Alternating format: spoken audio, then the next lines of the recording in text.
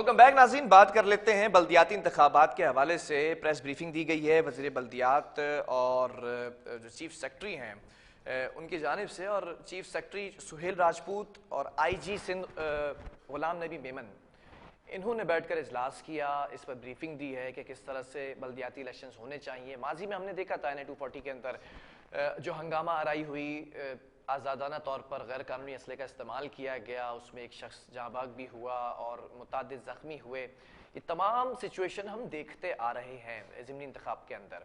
अभी एक और इंतखाब होने वाला है और फिर उसके बाद में बल्दियाती जो इंतखाबात हैं उसकी तैयारी मुकम्मल कर ली गई है। क्या इस वक्त तैयारी की गई है और इजलास में किन चीज़ों को पर गौर किया गया है, तमाम चीज़ें बताएंगे हमारे नुमाइंदे तारिक काज़मी ऑन कॉल मौजूद। तारिक, इजलास के हवाले से ब्रीफिंग चाहूँगा। लेकिन फिलहाल मैं सबसे पहले आपको तफसीलात बताऊं कि बल्दियाती इंतखाबात जो एक गहमा गहमी थी लोगों के अंदर, एक जस्तुजू के बल्दियाती इंतखाबात कब होंगे, फाइनली तौर पर उस पर जो ऐलान पहले कर दिया गया था। लेकिन जो पहले मराहल में, क्योंकि 2 मराहल में इनको बांटा गया है, पहले मराहल में सिर्फ 4 डिवीजन जो है वो सिंध के उसमें बल्दियाती इंतखाबात कराने का वो नोटिफिकेशन जारी कर दिया गया, जिसके अंदर मीरपुर खास, शहीद बेनजीराबाद, सक्खर और लाड़काना शामिल है। वज़ीर आला सिंध मुराद अली शाह की ज़ेर सदारत एक इजलास हुआ जिसके अंदर तमाम ब्रीफिंग NA-240 के जो हालात थे उसको मद्देनजर रखते हुए एक ब्रीफिंग दी गई कि किन चीज़ों के ऊपर पाबंदी आयद की जाए, जिससे जो इलेक्शन जो है, क्योंकि इलेक्शन के अंदर सियासी जमातें के साथ साथ जो आज़ाद उम्मीदवार जो होते हैं वो भी शामिल होते हैं, और हर बंदा कोशिश यही कर रहा होता है कि वो अपनी जीत को यकीनी बनाए। ठीक है। उसके लिए उसको कोई भी हरबा इस्तेमाल करने की जरूरत है, वो उस हरबे को इस्तेमाल करने से गुरेज नहीं करता। अच्छा, 4 जो डिवीजन है उसके अंदर वो 26 जून को जो है वो इंतखाबात होंगे, जो वहाँ पे आम तातील का ऐलान कर दिया गया है इलेक्शन कमीशन की जानिब से। आज एक इजलास हुआ अमन व अमान की सूरत हाल को जो वज़ीर आला सिंध ने जो इजलास की सदारत की, उसके अंदर तमाम जो IG हैं, चीफ सेक्रेटरी हैं, कमिश्नर कराची थे, एडिशनल IG थे, DIG थे चारों डिवीजन के, और जो कमिश्नर थे चारों डिवीजन के, उन्होंने भी शिरकत की। वीडियो लिंक के जरिए जो हाजिर नहीं हो सके उन्होंने वीडियो लिंक के जरिए शिरकत करके तमाम मामला से वो जो है ब्रीफिंग दी। अच्छा, मैं आपको बताऊं 14 ये 4 डिवीजन है, इसके 14 अजला के अंदर 8,724 पोलिंग स्टेशन जो है वो कायम किए गए हैं, ठीक जिनके है। अंदर से 1885 जो है वो इंतहाई हसास करार दिए गए, जिसके अंदर वहां पे कुछ भी मतलब कि कोई भी नाखुशगवार वाकया पेश आ सकता है, या तो सियासी जमातों की जानिब से आ सकता है या अवाम की जानिब से आ सकता है। फिर हसास जो है, क्योंकि 4 कैटेगरी में इनको बांटा गया है। पहले इंतहाई हसास जो पोलिंग स्टेशन है वो बनाए गए हैं, फिर हसास बनाए गए हैं, फिर नॉर्मल बनाए गए हैं, और फिर जो नॉर्मली तौर पे चलते हैं वो पोलिंग स्टेशन बनाए गए। जो इंतहाई हसास हैं उसके अंदर 1,985 पोलिंग स्टेशन हैं, जबकि जो हसास जो जिनको थोड़ी सिक्योरिटी की जरूरत है, जहाँ पे नॉर्मली पुरअमन इंतखाबात होते हैं, उसके अंदर 3,844 जो है वो पोलिंग स्टेशन बनाए गए, जबकि जो नॉर्मल को जो काउंट किया गया है वो 3,281 जो है वो पोलिंग स्टेशन है। जबकि जो आज ब्रीफिंग में IG सिंध की जानिब से बताया गया कि 26,545 एहलकार जो है वो तैनात किए जाएंगे, हसास पोलिंग स्टेशन हो, इंतहाई हसास पोलिंग स्टेशन हो, और जो नॉर्मल पोलिंग स्टेशन हो। अच्छा, इंतहाई हसास पोलिंग स्टेशन के अंदर जो है वो रेंजर्स की तैनाती का भी आज लेटर जो है वो लिख दिया गया है चीफ ठीक है। सेक्रेटरी की जानिब से। वजीर आला सिंध को ब्रीफिंग देते हुए बताया गया कि NA-240 के जब इलेक्शन जो हो रहे थे उसके दौरान बिजली का जो है वो काफी बड़ा मसला था। असली का खुलेआम जो इस्तेमाल था, जो तंजीमें थी उनकी जानिब से जो है वो खुलेआम असले का जो इस्तेमाल किया जा रहा था, उसके ऊपर वजीर आला ने फौरी एक्शन लेते हुए क्राइम ब्रांच को, जो वजीर आला जो CTD है उसको, पुलिस फोर्स को पोलिंग स्टेशन का 2 दिन कबल जो है वो वहाँ पे जो चार्ट संभालने का हिदायत जारी की है कि फौरी तौर पे वहाँ पे इलेक्शन से जो है वो 2 दिन कबल आप वहाँ पे चार्ट संभाल के तमाम सिक्योरिटी सूरत का जायजा लिए। जबकि जो जिस जिस डिवीजन के अंदर जो इलेक्शन है उसके अंदर वहाँ पे जो है 60 दिन के लिए 144 जो है वो नाफिज कर दी गई है। उस समेत पूरे सिंध के अंदर दफा 144 नाफिज कर दी गई है, जिसके अंदर 4 लोगों से ज्यादा खड़े होने पे पाबंदी आयद कर दी गई है इलेक्शन कैंपेन के दौरान। ठीक है। 4 और लोगों से असले की खड़े नुमाइश होने में भी पे पाबंदी लगाई गई 60 दिन के लिए। देखिए असले की नुमाइश के ऊपर तो दफा 144 जब NA 240 के अंदर इलेक्शन हुए तो उसके बाद से पाबंदी लगा दी थी, लेकिन इसके अब जो है वो काफी सख्त अहकाम जारी कर दिए गए हैं। 4 डिवीजन के अंदर जो है वो पुलिस और रेंजर्स का गश्त बढ़ा दिया गया है, अभी से बढ़ा दिया गया है क्योंकि 6 दिन बाकी हैं। 2 दिन पहले जो है वो रेंजर्स और पुलिस अपना जो ट्रेनिंग की जो CID है और जो बाकी जो इदारे हैं, जो दिफाई इदारे हैं, उन्होंने चार्ज संभालना है 2 दिन कबल इलेक्शन से, ताकि वहाँ पे ना खुशगवार वाकई जो है कोई पेश ना आ सके। जबकि ठीक है। वजीर आला सिंध की जानिब से जो चीफ सेक्रेटरी को खुसूसी अहकाम जारी किए गए हैं कि तमाम पोलिंग स्टेशन से बिजली का अमल जो है वो गैर तात्तुल तौर पर जारी किया जाए और तमाम जो बिजली तकसीमकार कंपनी है उनको फौरी तौर पे लेटर लिखा जाए कि वहाँ पे उन जगहों पे जो पुलिस जिस दिन इलेक्शन है उस दिन जो है वो बिजली बगैर किसी तात्तुल के फराम की जाए। जबकि जो पोलिंग स्टेशन के इर्द गिर्द जो पोलिंग अमला है उसको ले जाने और लाने के लिए जो है वो ट्रांसपोर्ट का बंदोबस्त किया जाए, जो कि पोलिंग स्टेशन जो है, जो PROs हैं, जो REOs हैं, उनको जो है किसी किस्म का जो है वो ये जिम्मेदारी पुलिस को दी गई है? नहीं, ये चीफ सेक्रेटरी को जो है वो जिम्मेदारी दी गई है इन तमाम सूरत हाल को देखने के लिए। ठीक है। जबकि जो है वो SHOs को जो है वो इस बार काफी मजबूत कर दिया गया है। SHOs को जो है वो हिदायत जारी की गई है कि सेक्शन 195 फौजदारी के तहत जो है वो किसी भी नाखुशगवार वाक़े की सूरत में जो लोग वहाँ पे मुलव्वस हैं उनके खिलाफ जो मुकदमा दर्ज करके उनका खिलाफ चालान जो है पेश किया हुआ है। जबकि जो है कैमरे नस्ब करने चीफ सेक्रेटरी को बताया, ब्रीफिंग देते हुए बताया चीफ सेक्रेटरी ने कि हम कैमरों की अशद जरूरत है। जबकि वज़ीर आला सिंध ने फौरी तौर पे फाइनेंस डिवीजन को जो अहकाम जारी करे, फौरी तौर पे बिल पास करके तमाम इलेक्शन ऑफिसर्स, तमाम पोलिंग स्टेशन के अंदर जो है वो कैमरे लाजमी लगाने की हिदायत जारी कर दी गई। जबकि एक और नया हुक्मनामा आया कि जो पुलिस इंतखाबात के दौरान जो पुलिस जो गश्त करेगी, जो रेंजर जो गश्त करेगी, उनकी गाड़ियों पे सिक्योरिटी कैमरे नस्ब करने के खास तौर पे अहकाम जारी किए गए हैं। और वज़ीर आला सिंध ने तमाम जो IG सिंध हैं, जो DIGs हैं, उनको फौरी तौर पे अहकाम देते हुए कहा कि मॉनिटरिंग सेल के कयाम में लाया जाए और इलेक्शन के दिनों पे, इलेक्शन के दिन जो है वो तमाम चीजों को मॉनिटर करके फौरी तौर पे हिकमत अमली बना के और फौरी तौर पे एक्शन लिया जाए। जबकि इसके अंदर जो है वो सूबाई इलेक्शन कमीशन भी जो है वो कमिश्नर जो है वो भी शिरकत कर रहे थे। उन्होंने भी बल्दियाती इंतखाबात के पुरअमन इनेकाद के लिए सिक्योरिटी और इंतजामात का जो कहा गया था उसको देखा गया, उसके ऊपर इत्मीनान अभी फिलहाल तक तो जो वो इत्मीनान का इजहार किया है। जी ठीक है। ये भी जानना चाहूँगा जो कराची की 246 यूनियन कमेटीज़ हैं उसमें जो उम्मीदवार हैं वो कितने हैं और कितने उम्मीदवार ऐसे हैं जिनके कागजात जमा कर लिए गए हैं? देखिए फिलहाल अभी तक तो जो है उम्मीदवारों की जो लिस्ट जो जारी नहीं की गई थी, क्योंकि 19 जून को जो है स्क्रूटनिंग का अमल मुकम्मल हुआ है। अब इसके बाद अपीलों की तरफ जाएगी, इलेक्शन कमीशन जो है वो अपीलों की तरफ जाएगी। अपीलें होने के बाद क्योंकि फॉर्म के ऊपर जो इलेक्शन कमीशन की जानिब से जो उम्मीदवारों ने जो फॉर्म जमा कराए होते हैं उसके ऊपर कुछ रिजेक्शन आ जाती है, रिजेक्शन के बाद रिजेक्ट कर दिए जाते हैं, फिर स्क्रूटनिंग का अमल होती है। स्क्रूटनिंग के बाद जो है वो बाकायदा तौर पर ऐलान किया जाता है किस UC से, किस वार्ड से, किस जिले से जो है कौन सा चेयरमैन जो है वो उम्मीदवार है, किस पार्टी का है, वो सारी चीजें वो स्क्रूटनिंग का अमल मुकम्मल होने के बाद जो है वो जारी की जाएगी। जी ठीक है। चेयरमैन वाइस चेयरमैन के लिए कितनी नशिस्तें हैं और कितने उम्मीदवार हैं ये भी थोड़ा सा बताइएगा, और वार्ड काउंसिल्स के हवाले से भी बताइएगा कि कितनी नशिस्तें हैं और कितने उम्मीदवार हैं। ये जराए बता रहे हैं कि ज्यादातर का ताल्लुक पीपल्स पार्टी और MQM की सियासी जमात से है, उम्मीदवार जो हैं।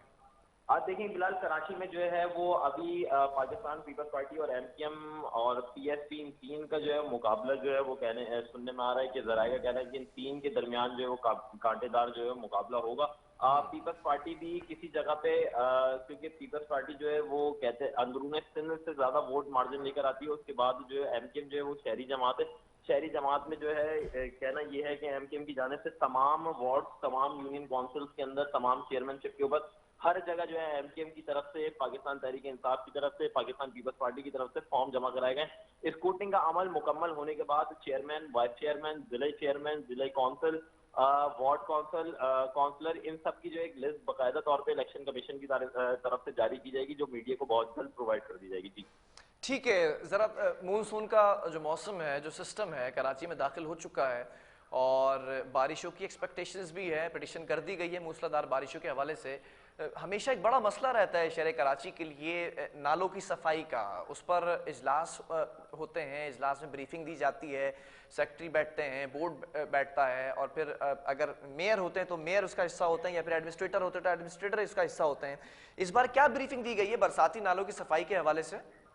देखिए फिलहाल रोज की बुनियाद पे मॉनसून के हवाले से जो है वो रोज की बुनियाद पे जो है वो इजलास हो रहे हैं। कभी चीफ सेक्रेटरी की जेर सदारत इजलास होता है, कभी कमिश्नर कराची की जेर सदारत इजलास होता है। बल्कि आज जो है वो वजीर आला सिंध वजीर बल्दियात सिंध सैयद नासिर हुसैन शाह की जेर सदारत इजलास का इनेकाद हुआ, जिसके अंदर वजीर बल्दियात सिंध को जो है वो ब्रीफिंग दी गई कि तमाम नाले जो है वो क्लियर कर देंगे। अच्छा, मैं आपको पहले फैक्ट एंड फिगर्स बताता हूँ कि कराची के अंदर टोटल 110 नाले हैं, जिसके अंदर से 42 नाले जो हैं वो केएमसी की जुडिशरी में आते हैं, और जो 70 के करीब जो नाले हैं वो डीएमसी की जुडिशरी में आते हैं, जो जिनको सफाई करना डीएमसी की जिम्मेदारी होती है, और 41 नालों को सफाई करना केएमसी की जिम्मेदारी। अच्छा, ये दोनों इदारे जो है वो बल्दियात के अंदर वजीर बल्दियात के मातहत आते हैं, जिसको लीड जो कर वजीर बल्दियात के बाद जो लीड कर रहे होते हैं वो चीफ सेक्रेटरी बल्दियात जो होते हैं वो लीड कर रहे होते हैं, स्पेशल सेक्रेटरीज होते हैं उनके, वो सारी चीजों को इन चीजों को देख रहे होते हैं कि कहाँ पे किस चीज की जरूरत है।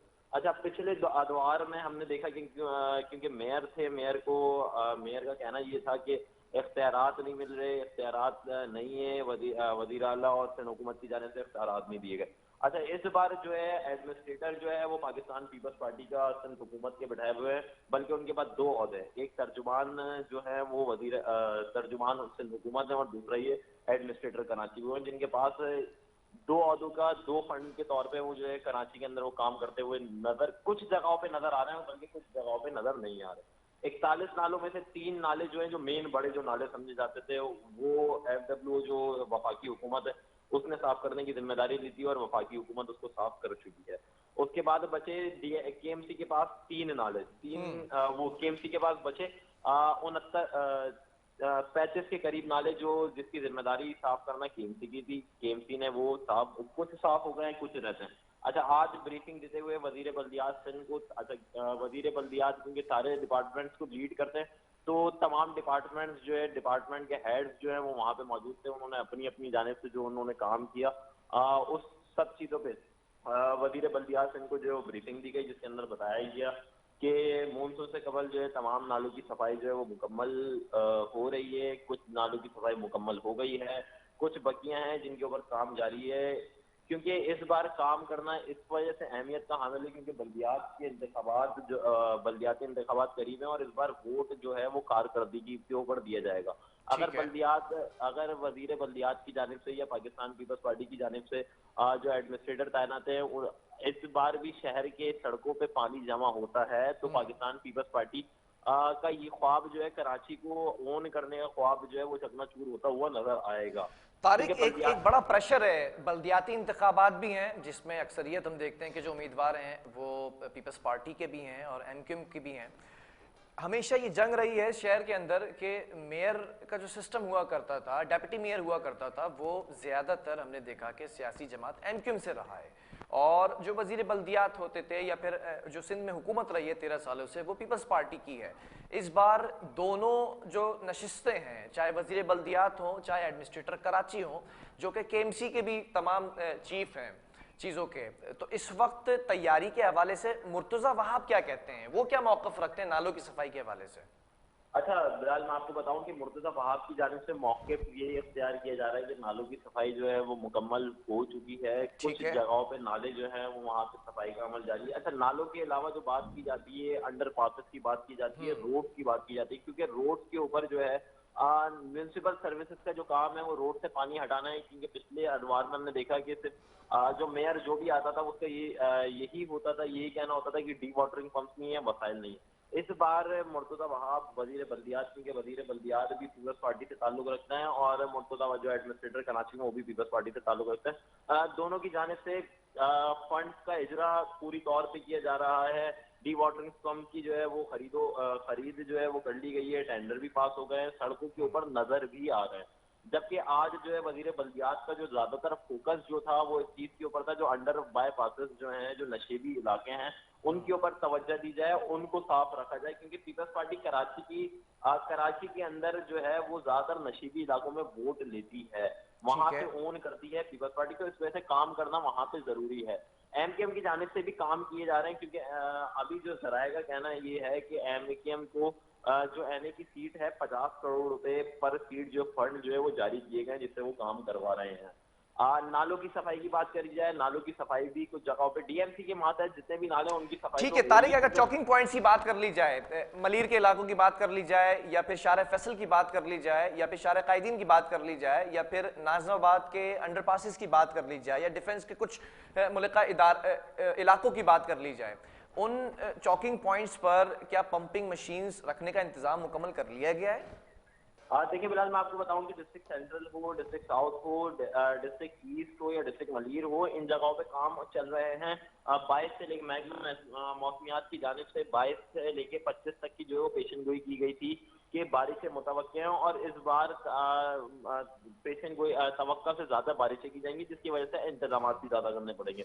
वज़ीर बल्दियात की जानिब से खुसूसी अहकाम जारी किए गए हैं, सेक्रेटरी बल्दियात को भी, स्पेशल सेक्रेटरी को भी, डीएमसीज को भी, केएमसीज को भी, सॉलिड वेस्ट मैनेजमेंट के अफसरान को भी, इन सबको अहकामात वाज़े तौर पे जारी किए गए हैं कि इस बार अगर अवाम को किसी भी सूरत, किसी भी तौर पे परेशानी का सामना रहा तो सबके खिलाफ कार्रवाई होगी। ठीक है। क्योंकि इस बार वोट का सवाल है, इस बार क्योंकि 4 साल में वोट पहली दफा इन लोगों को पड़ने वाला है, तो इस बार वोट का सवाल है, कारकर्दगी के ऊपर वोट दिया जाएगा। अगर इस बार कारकर्दगी सिफर रही और अवाम का जो पानी है, जो बारिश को अगर खुदा की रहमत समझाता है, अगर वो रहमत बनी अवाम की नहीं, तो इस बार पाकिस्तान पीपल्स पार्टी का जो कराची को ओन करने का ख्वाब है वो चकनाचूर होता हुआ नजर आएगा। बहुत शुक्रिया तारिक, इस हवाले से हमें अपडेट करने के लिए। पाकिस्तान पीपल्स पार्टी या फिर दूसरा नाम अगर लिया जाए जो इस वक्त लेना सही होगा, वो सिंध हुकूमत पर आवाम की नज़रें टिकी हुई हैं, और ख़ास तौर पर जो एडमिनिस्ट्रेशन है जिसके चीफ हैं इस वक्त मुर्तज़ा वहाब साहब, जो कि एडमिनिस्ट्रेटर कराची हैं, वो पहले मसला रहता था साबिक मेयर कराची वसीम अख्तर के साथ कि फ़ंड्स का रोना रोया जाता था, फ़ंड्स की मुंतकली की बात की जाती थी, पीएफसी की बात की जाती थी। इस बार कोई ऐसा मसला नहीं है। सिंध हुकूमत का बजट, उसके बाद फिर एडमिनिस्ट्रेटर कराची की तरक्याती के लिए बजट जो रखा गया, वो तमाम चीज़ें आपको हमने बताई। अब देखना यह है कि नालों की सफाई के लिए हमेशा एक बड़ा मसला रहा कि 50 करोड़ रुपए जो है वो ओजेटी की मद में दिए जाते रहे और फिर वो तनख्वाहों में खर्च हो जाया करते थे। इस बार ऐसा कोई मसला नहीं है, और बल्दियाती इलेक्शन इस वक्त सर पर है। अब देखना यह कि पीपल्स पार्टी की कारकर्दगी क्या बताती है मानसून के इस सिस्टम के अंदर, और तवातुर के साथ मुसलसल जो सिस्टम्स आते रहेंगे उसमें कैसी कारकर्दगी होती है नालों की सफाई के हवाले से। वक्फा लेंगे, इसके बाद एक और स्टूडियोज पर भी बात करेंगे।